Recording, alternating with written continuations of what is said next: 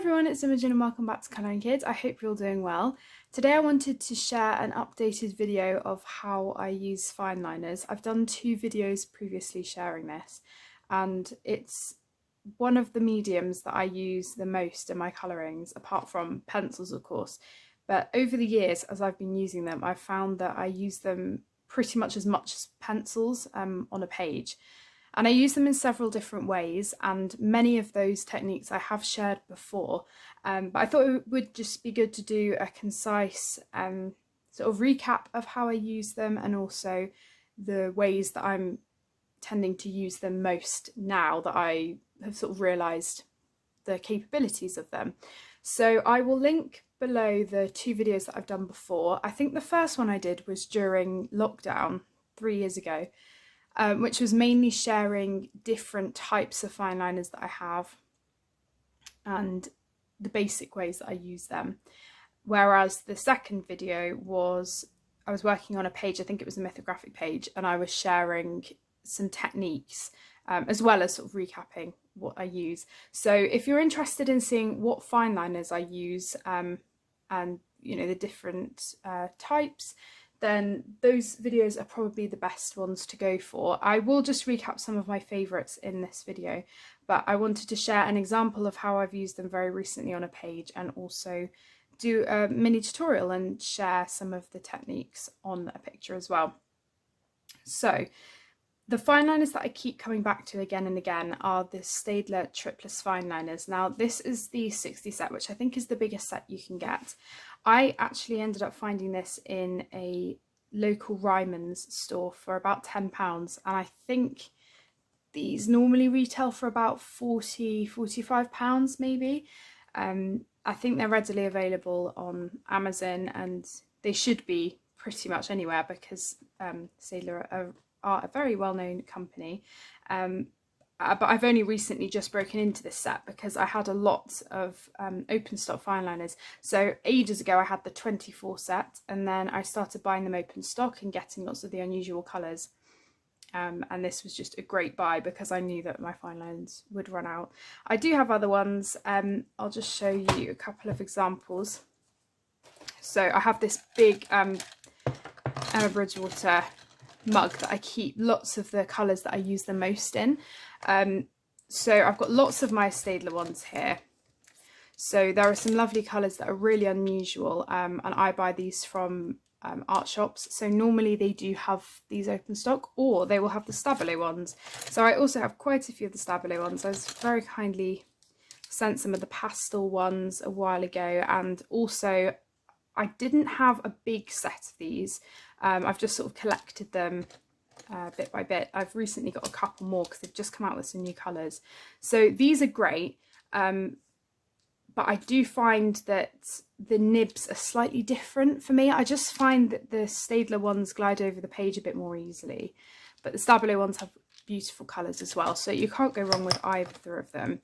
I also have the Arteza fine liners. So I have the 120 set, which I got on a big, I think it was a Cyber Monday deal. And it was the 120 set, which I ended up getting for about £35–40, I think. And they're meant to be quite a lot more than that. But unfortunately, some arrived dry. So I spoke to them and they very kindly sent me another set. So I've actually got 2 sets, and I haven't started my second one yet. And I really hope they haven't dried up. But they are lovely. They've got a really good range of colours. I find they're not quite as pigmented as some of the Staedtler ones, but for basing, they are perfect because they are slightly less pigmented. So I'll explain that in a second. But yeah, I use them a lot. So these are basically lots of the colours that I gravitate towards using, but I just keep them on my desk and interchange them and put some other ones in there if I use them. So they're basically the fine liners I have. I do have other things, which as I said I've mentioned in the other videos, but mainly I wanted this to be just more of a short tutorial and how I use them now. So I'm just going to show you an example of a page that I only finished about a week ago, and this is from Beautiful Planet by Layla Dooley. I love this book, and I think anyone coming to this book or any of her work or any picture that's really detailed, fine liners are great to get in there and use for small areas. But I just want to stress that fine liners, at least when I started, I thought fine liners were just for small areas and, you know, things that were too small to use pencil for. And they are great for that, but there are also so many other things that you can do with them, which I am still discovering and still learning what works for me. Some things that I've done in the past I don't do quite as much now. But yeah, the easiest way to use them in a detailed book like this is to just apply them instead of pencil in small areas. So these tiny leaves and things would be great for fine liner. But you can use a lighter colour for basing and then go over with pencil, which is something that I do quite a lot. So let me share the page that I've done. And this was a whip from my last completed pages video. So this picture was done with pencil, but also a lot of fine liner. So it was about an even split really with the amount of pencils and fine liners that I was using. And this will also be in my colour combos video for May and June. So the background is pencil, but everything else to some extent has fine liner on it. So the basing that I was talking about, you can use them and base them, but put the pencil over the top. So these flowers here, these top bits of the leaves and these top bits of the flower here are all based in fine liner, and then I go over with the pencil so that you can't even really tell that it's fine liner. But they act as a really nice way of putting down colour quickly and just adding shadows with pencil. The same way you would use alcohol marker and pencil, but obviously I wouldn't use alcohol marker in this book because, one, the nibs are too big and it would just bleed everywhere, but also because it would bleed through the page. So I sort of use fine liners in this way for the same effect as say you were basing something with a Tombow marker or a water-based marker, but they're perfect because they're a smaller nib. So that's one way you can use them, and that's the simplest way, and I think it's the way that fine liners were initially thought to be used. So, you know, all of these added tendrils and vines and stuff, that's all fine liner with pencil over the top. So I never tend to leave fine liner just on its own. I do usually put pencil over it, or something that I do quite a lot now is put fine liner over fine liner and layer them instead. So all the yellow sections here are all fine liner with extra colours shadowed. So for some of these areas where it would be really tricky to get in with a sharp pencil, I just use fine liner instead, and that works really well. You do have to let them dry because obviously you don't want them to bleed through, but that essentially is the same thing as what I've done with the pencil, except with more fine liners. So that's the easiest way. Use them for a base and then shade with either more fine liners or more pencil. So what I did a lot on this picture was the technique that I use them the most for nowadays. So even with Holbein pencils, which I used for this picture, sorry, that wasn't quite a frame. Yeah, even though I used Holbeins, there is still a limit, for me anyway, when I'm colouring, to the amount of pigment and shadow that I can get and what I want with a pencil. And the nice thing about fine liner is you can still go over the pencil and add extra shadows, provided that you haven't got too much wax bloom, especially maybe if you're using Prismacolor. As long as you haven't fully burnished it, especially with a waxy pencil, you should be fine. The only thing to be worried about in that case is damaging the nibs of the fine liners. Sometimes mine, you really have to scrub the bits of pencil off after if you've done too much layering. But yeah, what I did for all of this, so mainly for the flowers, was I coloured it with pencil and then added a fine liner for shadows or little flick motions. So I'm not sure if you're going to be able to see, but on this flower, all of these flicking motions are done with the fine liner, and it's just so much easier doing it that way than trying to do it with pencil. So it's a nice way to add texture but make it seem like it's not fine liner. You know, it doesn't even look like there's a pen on it really. It looks like it could just blend in with the pencil, which is the effect I'm going for. On the other hand, I sometimes use them if I want to brighten up a colour that I've put down. So on this flower here, I did everything with pencil, and then in all the shadow areas I sort of just added some fine liner over the top of the burgundy colour, which really just brightened it up a bit. So that's another way that I use them if I just want to revive the colour a bit. And then the other thing that I've used them for, in this case with the leaves, is I've added in extra texture by adding lines with a really dark green over the top of the pencil. And then also I've added pink on the edges to add a bit of contrast. So I'm really glad I decided to do that, because I think it just makes the flowers link a bit with the leaves and have a bit of the pink coming onto the leaves. So again, that would have probably taken a lot more effort to do with pencil. So it's just a way of trying to make colouring easier by just using fine liners instead of pencil in some cases. So they are the main things that I did on this picture. So all of the flicking motions and things, all done with fine liner. So I will use pencil and then fine liner. So essentially, as I've said, but just sort of for a recap, I either use them as a base or I go over to add extra embellishments on the page and extra texture. So that is the picture, and yeah, that's how I use them on this. So now I'm going to actually show you how I use them on another picture. So I do just want to reiterate that these are not the only ways that you can use fine liner, and they're just the ways that I use them. And I'd love to know if you use them in any other ways as well. I think it's great to share techniques, because you know, we're all still learning, and I love using fine liners and have loved learning how to use them and incorporate them into my pages. So yeah, I'm going to be sharing a few examples of how I have used fine liners on this postcard from I Believe in Fairies by Clara Markova.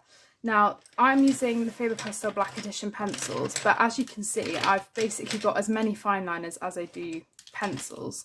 I've also got a couple of fine liners to the side, which I'm not using at the moment, but I just love using them, and I enjoy incorporating them into the page. So I will zoom you in a second once I've sort of explained some of the tools that I use. So whenever you are basing, at least for me, I use a light colour. So that's always the trick with basing. You don't want to go too dark, because then it's going to be hard to find a pencil to be darker than it to be able to shadow. So if you're wanting contrast and the look of something being shaded, even though you've done a base, then yeah, always go for a light colour. So I'll share how I do the basing in a second. If you're adding the embellishments and the extra shadows on top, you can either use a colour very similar to the pencils that you've used, which is what I did with the flowers. So that way you could barely tell that the fine liners had been used. They were just there for added texture, but the colour was basically the same. Whereas here, I'm deliberately using darker fine liners over the top of the pencils so that it's really obvious that there's been extra texture added. So if you've got dark fine liners that you find you aren't using very much, this is the perfect way to use them, and it's the way that I've found to use them, because before I thought to put fine liner over pencil, I was just using them for basing, and so I was running out my lighter colours really quickly. So I'm just going to zoom in for you and show you. So this bit here, I have already coloured everything in pencil, but I've left a couple of bits blank, I guess, from the fine liners to show you what I mean, and to show an example of how I colour with them. So here, these flowers, the only thing that I've done with fine liner are the extra embellishments on the top. So that's a very common way I will use them if I just don't want to use pencil, but I want to put an embellishment on. Whereas here, I've done the pencil and I'm going to be going over with 2 fine liners. Now, I always make sure I have some cotton buds or a cotton pad just to smooth everything out if I need to. Sometimes if the colours are quite contrasting, I don't want the lines to just be left really harsh on the page. I want them to sort of merge in with the pencil. So I'm just going to go in, and I'm using two different purples. One's really dark and one's a little bit lighter. Now, obviously you wouldn't have to use two if you didn't want to, but all I'm doing is going over the shadows that I've already put down with the pencil and just making them a little bit more obvious. So, of course, if you just want to put a base of pencil down and like I have with the background, and then go in with fine liner after and create the shadows with the fine liner, you could also do that. But I'm just making the shadows that I've already put down with the pencil more obvious. So, of course, you don't even have to use fine liner at all. I could have just left it as it was, but I always love adding the fine liner on at the end. So all I'm doing now is going over all the edges with this darker, lighter purple. I've gone over with the darker one already. And you can be quite rough with it because, as I said, I'm going to go in with the cotton bud in a second and smooth it out. And as long as they don't dry on the page, you can move them about a bit.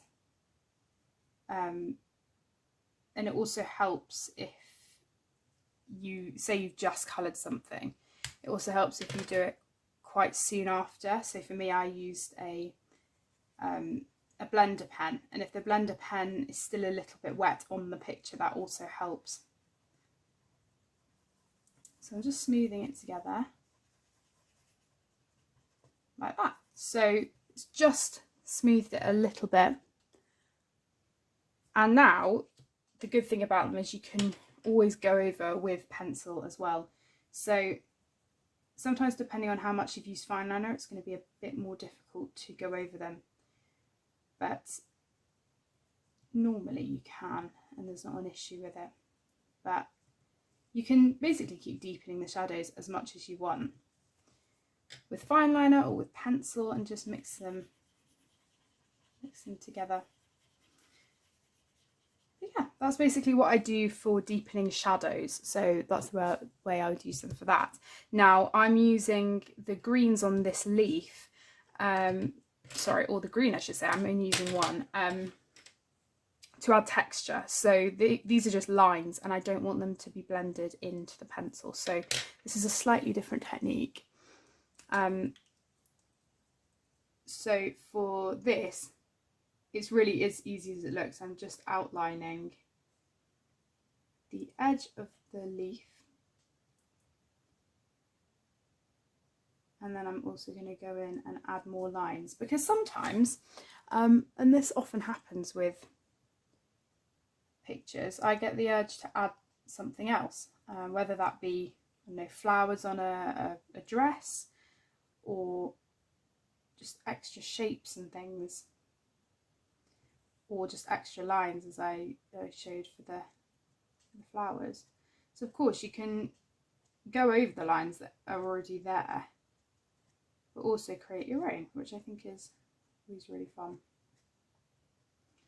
Now, because this is a very, very dark green in comparison to what I've coloured, I will just lightly go over it with a cotton bud, but I don't want it to blend. I'm literally just doing it to lift any excess colour.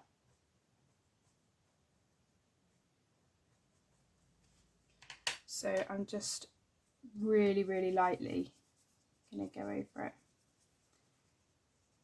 Now this is when pencils are handy, because now I can go in over the pencil, over the fine liner like I showed for the blackberry, and just shade it a little bit more.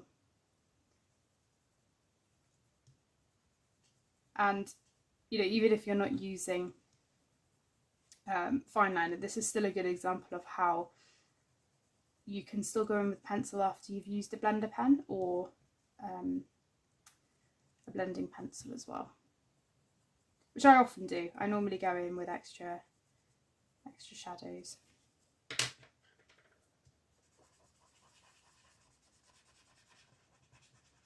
So yeah, that's pretty much how I use them for adding embellishments.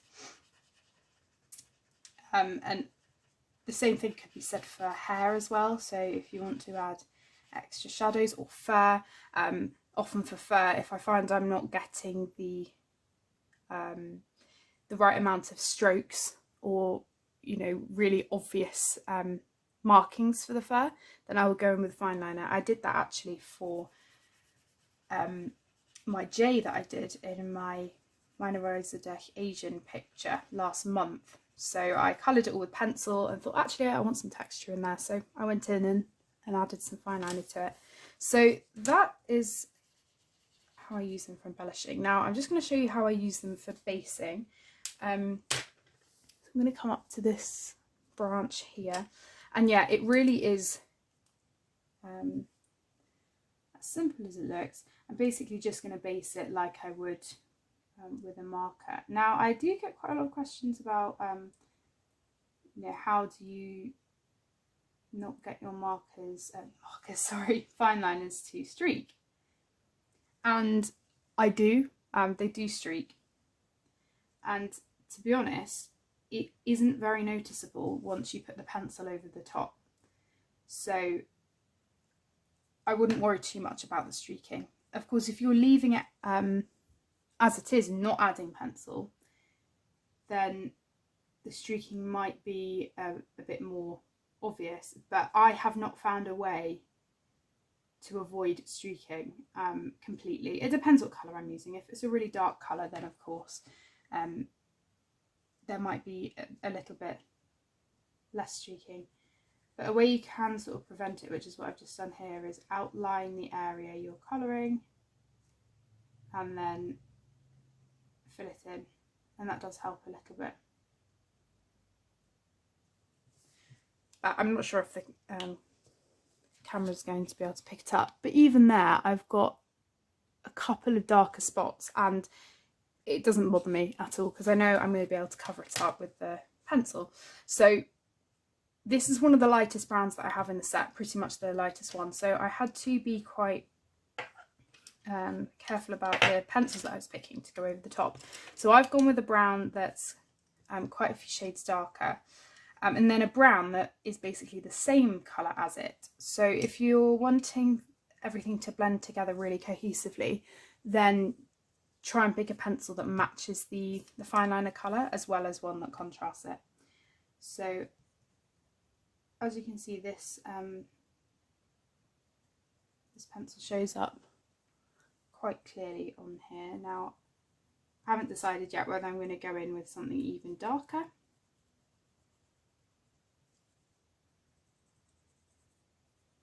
But yeah, now you can just go about colouring how you normally would, except it's nice that you've got a base. So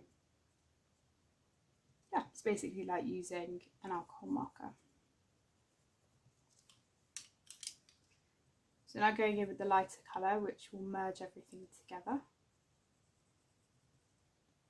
But I'm leaving some areas of the fine liner still bare without any pencil. And the reason for that is because something I like to do to just add a bit more contrast is going in with ivory from the Polychromos pencils, or any other light colour. You could do a white if you wanted.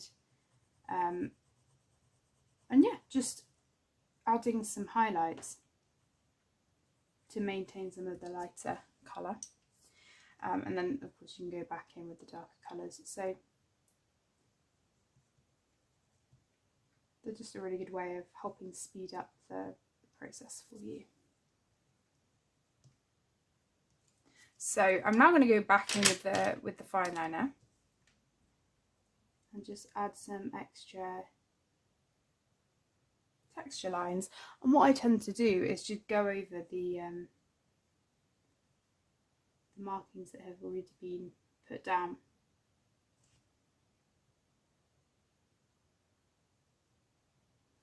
So yeah, that's pretty much it. I might go back in after the video and fiddle around with that a bit more, but essentially that is how I use them in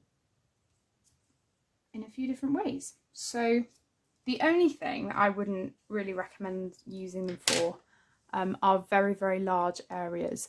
So if you're going to use them for basing, then you probably want to minimize the area. So one page that I did, it was a Mythic World page, and the clothing took absolutely ages on that page I did, because I used Fineliner as a base for everything. And of course I managed to cover up the streaking, as I've just mentioned, by going over with the pencil, but it did still mean that the process was a lot slower because I was having to put that base down. So small areas are perfect for basing, but if I tried to do this background, I would struggle. So yeah, there are many ways that you can use them, and I really hope this has been helpful in some way. I'd love to hear your thoughts. If there's anything else you want to see with Fineliners, please let me know. As I said, I'll link below the first and second videos that I've done, and I'm really pleased that they had a good reception when I put them out, because I really didn't know if people would be interested in seeing things about Fineliners, because I think often they're just, you know, they're just assumed as being, you know, what they were originally intended for, I think, just for either fine writing or just for tiny details and stuff. So yeah, thank you so much for watching. I hope you've enjoyed, and I will see you all in my next video. Take care, everyone. Bye.